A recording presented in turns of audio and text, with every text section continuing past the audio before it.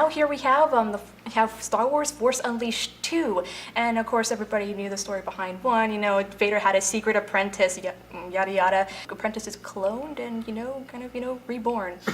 I don't know. Wiggle waggle. Yes, wiggle waggle. You're gonna do a lot of that. I don't know. I didn't really get much, substance out of it. And What generation are we on? Just remind me, because it looked like it was from the PlayStation 2. The gameplay was just chock full of that wiggle waggle, Wii mode yeah. floundering that nobody's really a fan of. You do crap and he does crap. It's nothing. There's really no involvement, and it just kind of didn't seem right at all to me. Not at all.